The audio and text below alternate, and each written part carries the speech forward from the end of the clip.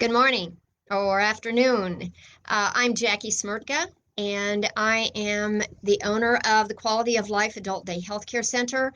I'd like to thank Kim Russell and Val for inviting me to join Navigate Home as well as being able to do this. Um, I'm not sure that everyone is really familiar with daycares for the elderly, but I have been in business for 12 years. And the plus about this is that um, we're not really calling it a daycare as much as we're calling a working place. And our title is, and actually the title didn't get posted, is that hope can be found here. The reason it's that is because we do take care of those who attend in the back who are part of our working model of this daycare. But we also care for the caregivers. If you have never been a caregiver in your life, please know that it is the most difficult job you will ever have. You really need to imagine from a caregiver's standpoint how difficult it is to be with someone during the day that has varying stages of dementia in order to realize how tough your job can be. One of the things that we say here is that everyone has a need of a purpose. No matter what stage of life we're in, no matter what age we are, we need a purpose. And it's pretty simple as that. So that whole creation of the daycare, of the Quality of Life Adult Day Healthcare System, came up when my mom was moving up 7 years ago to Michigan from Indiana, and she lived in our home until she passed a year ago, January. So in that period of time, approaching mom's arrival, I knew that I would have to do something to help her. So I started the daycare, and then I was able to think about what would go on in the daycare by the mind and emotional life set of the caregiver. What would the caregiver need? So from that aspect 12 years ago, it came out that we would definitely have a daycare that would provide medical for the seniors. We would also have a daycare that would provide social for the seniors. It's a medical model daycare. I am a registered nurse. I am used to and have for many years metabolically monitored patients who have had various types of metabolic surgeries. So I already knew that we could add the actual whole premise of the medical model with this in order to have it healthier for those who were attending. We would also be able to help the caregiver for that medical aspect, that they would not have to take their loved ones to doctors and sit in a doctor's office in a waiting room. So we knew that that would be helpful. I could interpret to the family if the family wasn't able to be at the doctor's appointment, then I could confirm to the family and speak on behalf of the family of what actually this person would need in order to help them and their families. So that was how this all began 12 years ago. It has been a learning curve. It's been a lot to learn, a lot that I had to learn myself with my own mother. It had to be a situation where I needed to multitask in many, many different areas. So it started out initially with social. It started off with the medical. But what we knew in the social was that it couldn't just be sitting around and playing cards. It had to be something a little bit more attractive to those who were attending. So um, it was probably the very first client that I had was Frank. I remember him well. Frank always said he wanted to kill himself. He said that he wanted to die on frequent occasions. He was 85 years old. He had lost his wife about 2 years prior. So that was his real desire, was that he just wanted to die. One day I had heard it so many times, and I said to him, I said, Frank, we don't have time for that. I to this day have no idea why I said that. But he looked at me and he said, why? And I said, because we have work to do. And so then I had to, and he said, okay. I said, work is coming in tomorrow. I had to go home, think about what he could do, talk to my husband. We came up with making a biplane, which was fitting for him, for Frank, because he was an airplane mechanic in World War II. So my husband, I drew the picture, my husband cut it out. The next day I brought in parts of a biplane to have Frank work on. He had to sand the parts, he had to stain the parts, he had to put the parts together with Elmer's glue, and he came up with his biplane, which I have the original one today, and it's called Air Frank, of course. From that point on, I knew, and he was a happy camper. He never mentioned again exactly the words, "I'm going to kill myself." He never mentioned that again. So that was a real plus. He was bothering me a little bit. He was happy, and I could see that. He ended up painting and putting together 9 biplanes for his girls, for his family, for myself. So the happiness came out every time he knew he was going to work. So at that point, 12 years ago, we started doing the charity work, and that was to make hearts for Valentine's Day for the senior centers.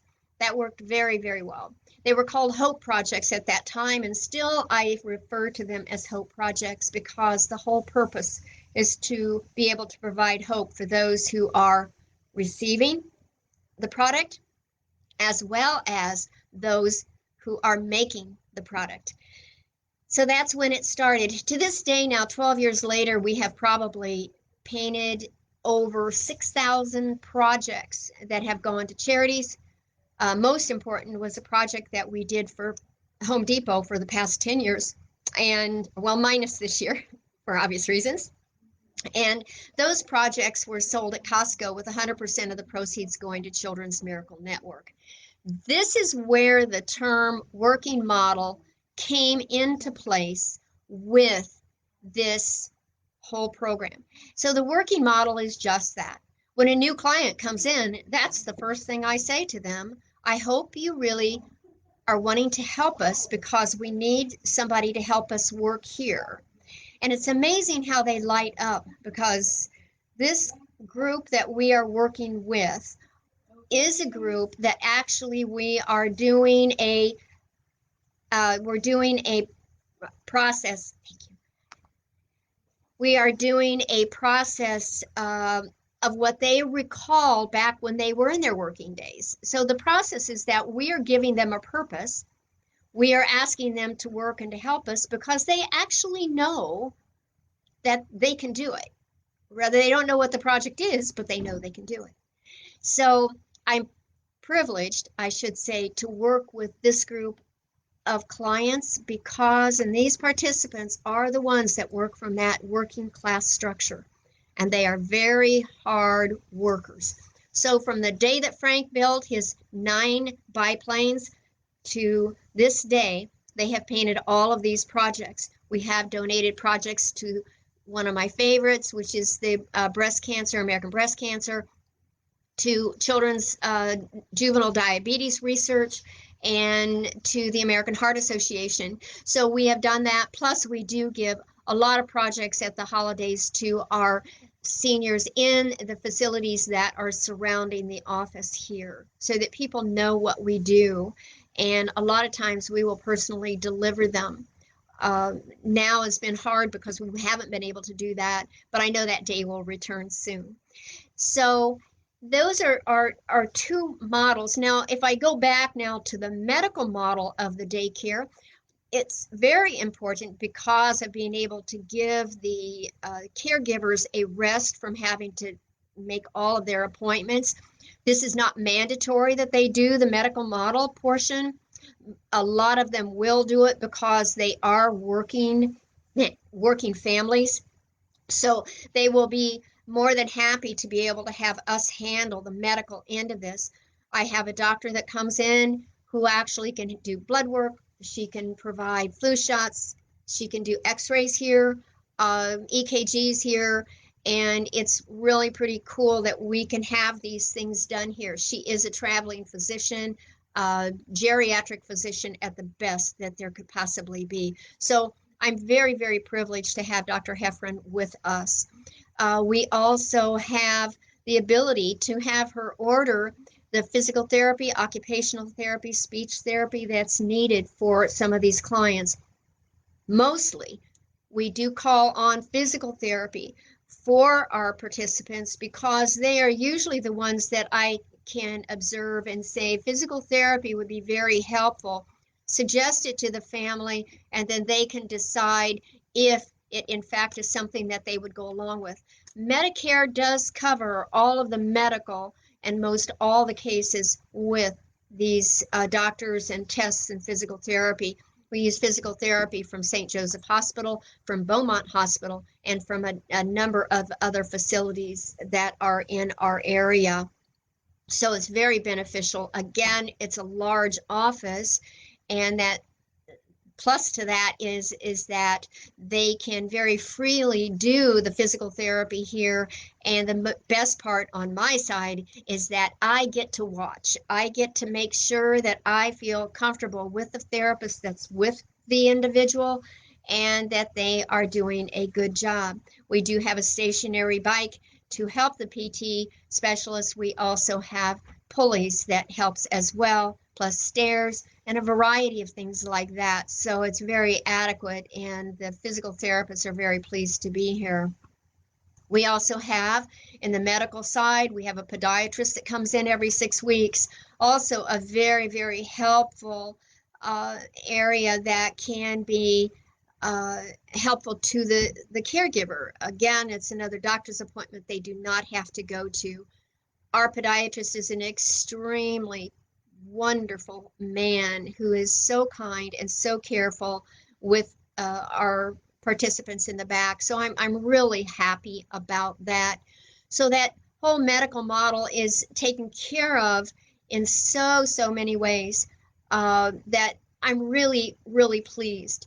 A lot of them in the morning, and one of the enjoyable things is the morning starts out as we start our days. I can go to that now. As we start our days, they will have a variety of things that they can do. I have a 93-year-old that can do word search puzzles so fast, it puts me to shame because it takes me a day to do a word search puzzle, but she can do them so quickly. I tell Helen that sometimes she's annoying to me because she makes fun of me, and of course I make fun of her. It is such a delightful relationship with this lady. It's like she is my mom as well.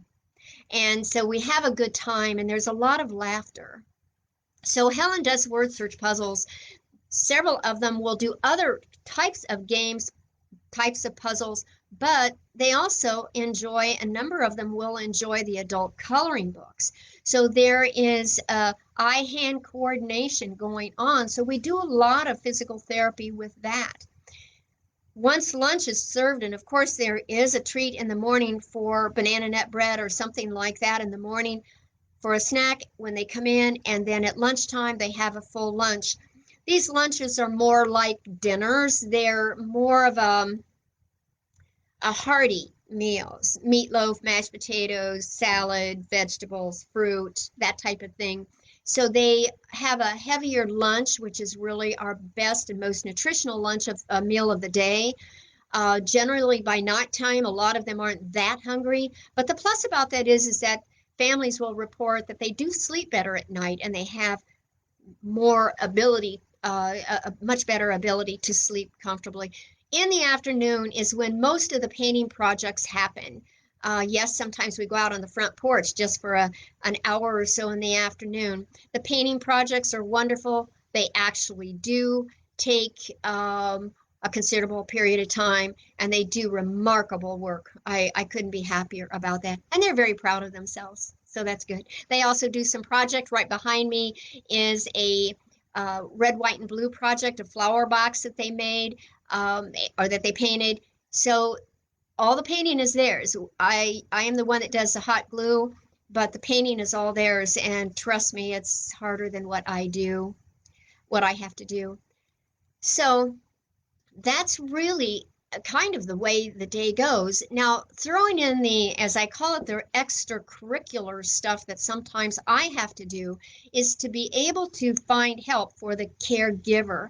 And I'm ending on this note because I believe it is something that everyone goes through this stage of their loved one being in the home. And it's the anxiety level in the afternoon with what many of us know is the term of sundowning. It's the anxious time that is really uh, it is a very anxious period for them, and that's of anything that I hate to see is to hate see them be so anxious and wanting to get up and leave and sometimes yell, sometimes getting crying, doing various things just because of this disease. So I actually will tell them, talk to the family and say, we can find help for this, but we have to go to the right help. I do have and had to during this period of COVID. I've had to find some psychiatric help for them. And a lot of people hate to hear that word psychiatric, but you always have to know that the psychiatrist is the one that will know this line of medication that is important for this group of people. They know how to monitor it. They start off low and then increase as time goes on. That's important. It's not just taking an x-ray of the brain.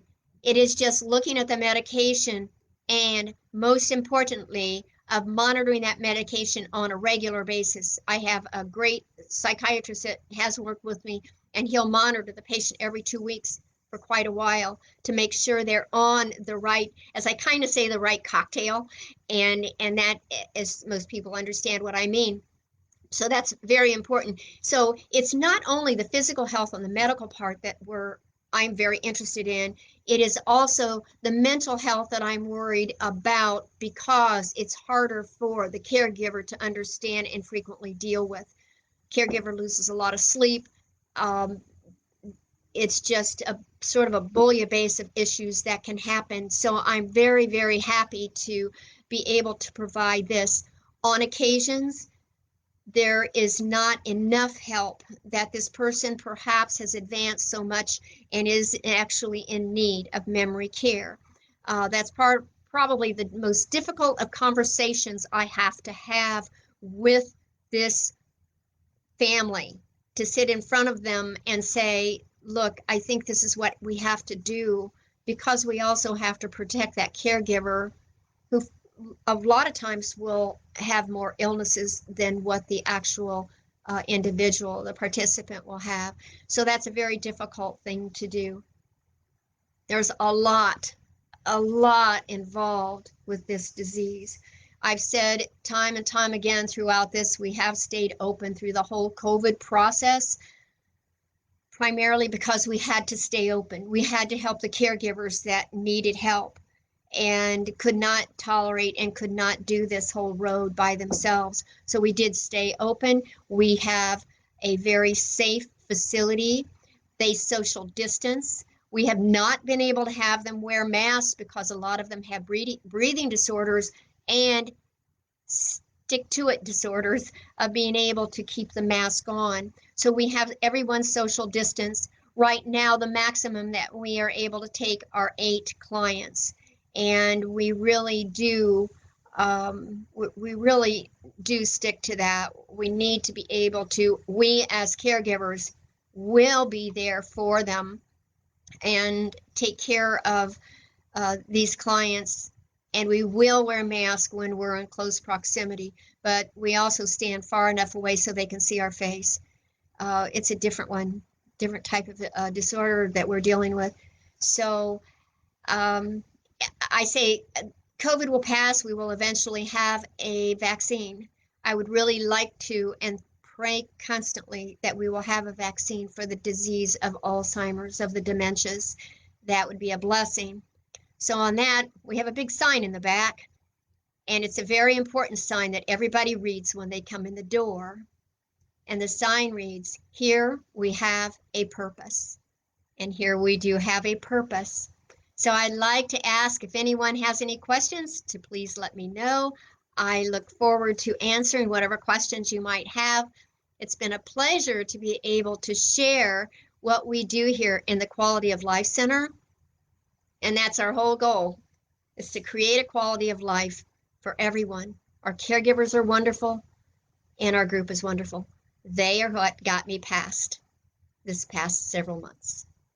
Thank you so much. If you have questions, please be sure to write them down, send them to me by Navigate Home. I'll be more than happy to answer. Thank you so much.